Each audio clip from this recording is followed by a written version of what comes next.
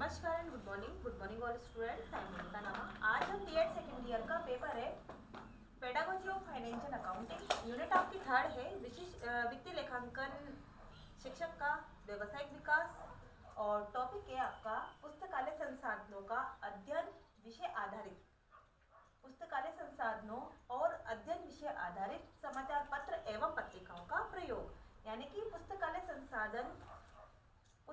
संसाधन और अध्ययन विषय आधारित, यानी कि अध्ययन के विषय पर आधारित जो समाचार पत्र हैं, पत्रिकाएं हैं, उनका प्रयोग किस प्रकार से पुस्तकालय में किया जाता है, पुस्तकालय में संसाधनों का प्रयोग किया जाता है। तो सबसे पहले पुस्तकालय में संसाधनों का प्रयोग किस प्रकार से किया जाता है, उससे हम पुस्तकालय की परिभाषा पढ़ेंगे। तो परिभाषा है कलाइल के शब्दों में पुस्तकालय की परिभाषा।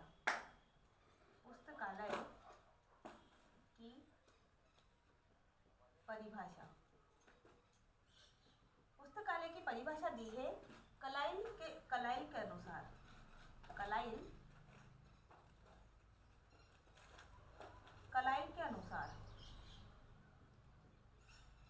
कलाइल के अनुसार पुस्तकालय की परिभाषा। कलाइल ने डेफिनेशन दी है पुस्तकालय की, पुस्तकों का संकलन, पुस्तकों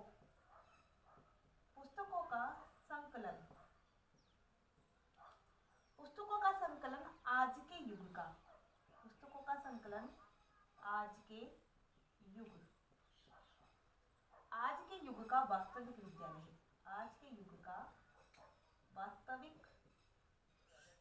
विद्यालय है। आज के युग का वास्तविक विद्यालय है। कलायुग ने डेफिनेशन दी है पुस्तकालय की कि पुस्तकों का संकलन, यानी कि पुस्तकों का जो संकलन होता है, पुस्तकों का जो इकट्ठापन होता है, या एक जगह पर पुस्तकों का जो इकट्ठा करके रखा जाता है और कई विद्यार्थियों के लिए पुस्तकें अवेलेबल करवाई जाती है, तो पुस्तकों का संकलन करना आज के युग का वास्तविक विद्यालय है।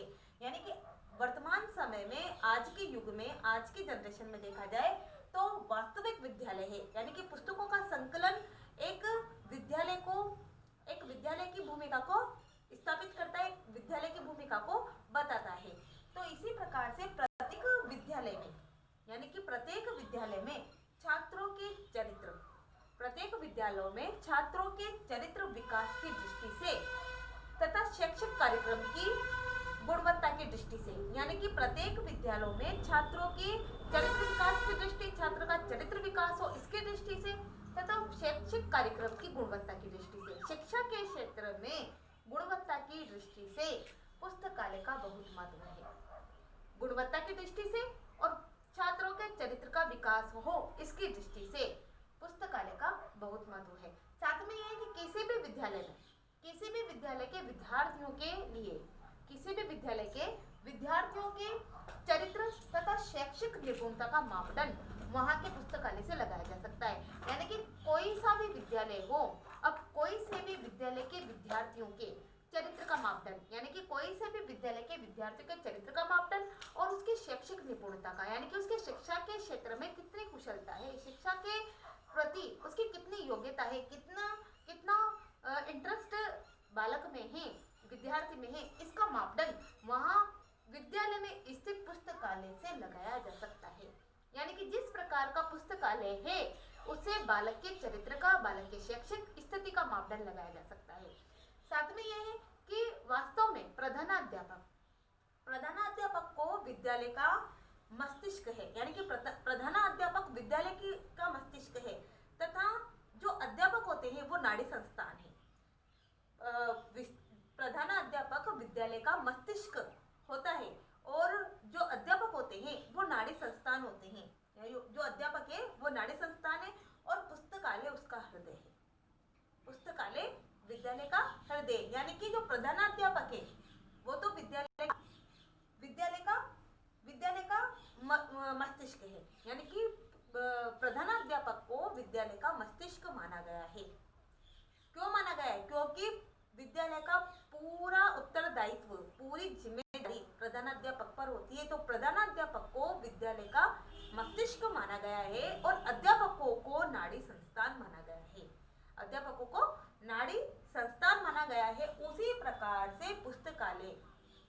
पुस्तकालय विद्यालय का हृदय होता है। पुस्तकालय विद्यालय का क्या है? हृदय है। यानी कि पुस्तकालय विद्यालय के हृदय है।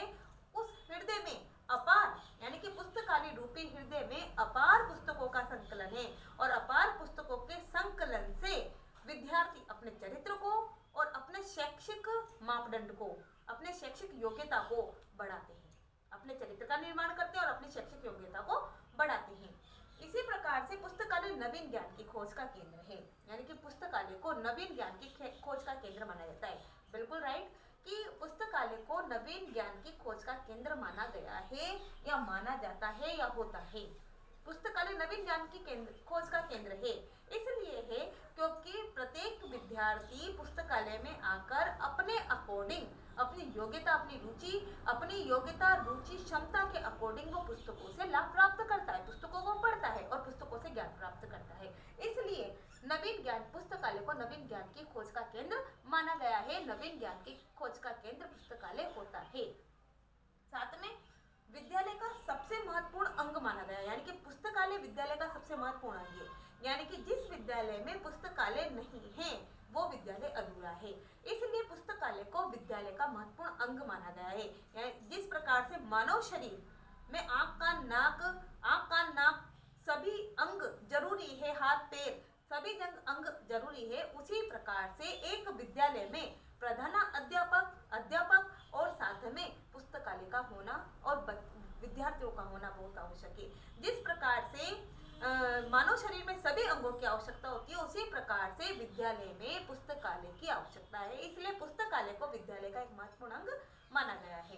साथ में ये कि पुस्तकालय को विद्यालय की बौद्धिक प्रयोगशाला, पुस्तकालय को विद्यालय की बौद्धिक प्रयोगशाला के रूप में देखा जाता है। बिल्कुल, पुस्तकालय को विद्यालय की बौद्धिक प्रयोगशाला के रूप में देखा जाता है। बौद्धिक प्रयोगशाला से तात्पर्य यह है कि जिस प्रकार से विज्ञान की एक लैब होती है, साइंस लैब होती है, साइंस लैब में जाकर स्टूडेंट एक्सपेरिमेंट करते हैं, उसी प्रकार से पुस्तकालय में जाकर विद्यार्थी अपनी बौद्धिक क्षमता को बढ़ाते हैं, अपने ज्ञान को बढ़ाते हैं। अपने ज्ञान को बढ़ाना यानी बौद्धिक क्षमता को बढ़ाना, तो पुस्तकालय बौद्धिक प्रयोगशाला के रूप में देखा जाता है। बिल्कुल कि पुस्तकालय को बालकों की बौद्धिक क्षमता को बढ़ाने वाली प्रयोगशाला के रूप में देखा जाता है, जहां पर बैठकर बालक शांत भाव से, शांत मन से अध्ययन करते हैं, शांत मन से अपने रुचि के अकॉर्डिंग पुस्तकों को पढ़ते हैं, अपने इंटरेस्ट के अकॉर्डिंग पुस्तकों से लाभ प्राप्त करते हैं, ज्ञान प्राप्त करते हैं।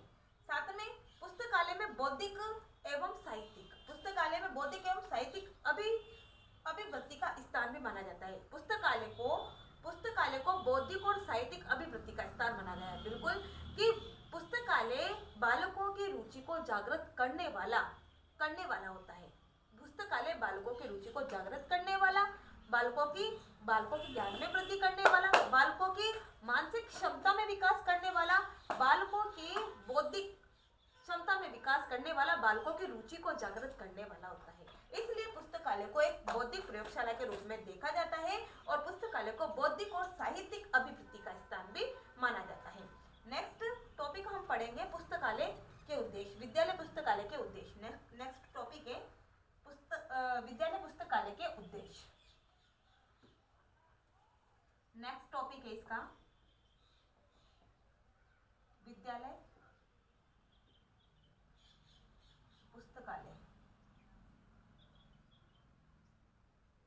विद्यालय पुस्तकालय के उद्देश्य। नेक्स्ट टॉपिक है विद्यालय पुस्तकालय के उद्देश्य। ये टॉपिक हम कंप्लीट कर चुके हैं अभी। नेक्स्ट टॉपिक है विद्यालय पुस्तकालय के उद्देश्य। अब विद्यालय पुस्तकालय के कुछ उद्देश्य होते हैं, उन उद्देश्यों को फॉलो करते हुए ही विद्यार्थी अपने ज्ञान का विकास करते हैं और पुस्तकों से ज्ञान प्राप्त करते हैं। तो बालक में पढ़ने एवं स्वाध्याय की आदत का निर्माण करना। बालक में पढ़ने, फर्स्ट उद्देश्य है बालक में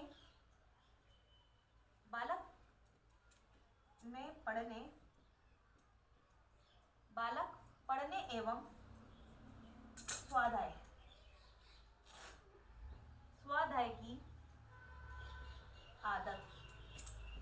की आदत का निर्माण करना। स्वाध्याय की आदत का निर्माण बालक में पढ़ने और स्वाध्याय की आदत का निर्माण करना। यानी कि पुस्तकालय का उद्देश्य यह है, विद्यालय पुस्तकालय का उद्देश्य कि विद्यालय पुस्तकालय के द्वारा बालक में पढ़ने की क्षमता का और स्वयं में अध्ययन करने की क्षमता का निर्माण होता है। स्वयं मौन रहकर, चुप रहकर अध्ययन करने की आदत का उसमें विकास होता है। नेक्स्ट है सेकंड उद्देश्य है, सेकंड है छात्रों के लिए विविध साहित्य की क्रमबद्ध सुव्यवस्था करना। छात्रों के लिए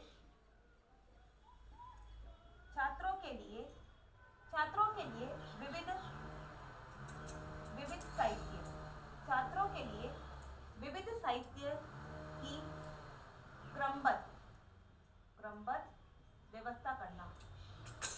व्यवस्था करना। यानी कि छात्रों के लिए विभिन्न प्रकार के साहित्य, विभिन्न प्रकार की पुस्तकों, विभिन्न प्रकार के साहित्यों की क्रमबद्ध व्यवस्था पुस्तकालय में पुस्तकों के द्वारा की जाती है। नेक्स्ट है छात्रों में स्वस्थ साहित्य के प्रति रुचि जागृत करना। छात्रों में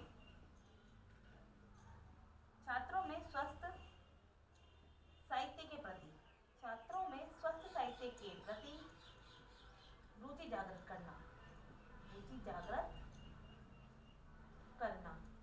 छात्रों में स्वस्थ साहित्य के प्रति रुचि जागृत करना, यानी कि छात्रों में स्वस्थ साहित्य के प्रति छात्र अच्छे साहित्य को पढ़े और अच्छे साहित्य को पढ़कर स्वस्थ रुचि जागृत करे। यानी कि अच्छे साहित्य को पढ़कर अपने इंटरेस्ट को बढ़ाए, अपनी रुचि को जागृत करे और उनको साहित्य को पढ़ने में मनोरंजन प्राप्त हो, रुचि उनकी उत्पन्न हो। ऐसे पुस्तकालय का उद्देश्य रखा गया है जिसमें छात्रों में रुचि जागृत हो, छात्र किसी भी मनोरंजन पूर्ण साहित्य को पढ़कर अपनी रुचि का विकास करे। नेक्स्ट है फोर्थ है छात्रों के ज्ञान को व्यापक बनाने का साधन जुटाना। छात्रों के ज्ञान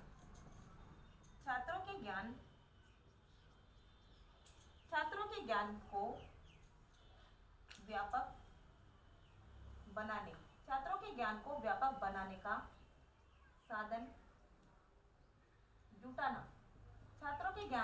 बनाने का साधन जुटाना। यानी विद्यालय पुस्तकालय का यह उद्देश्य होता है कि छात्रों के ज्ञान को व्यापक बनाया जाए और व्यापक बनाने के साधन जुटाना, यानी कि पुस्तकों के माध्यम से छात्रों के ज्ञान को व्यापक बनाया जाए। ये उद्देश्य विद्यालय पुस्तकालय का होता है।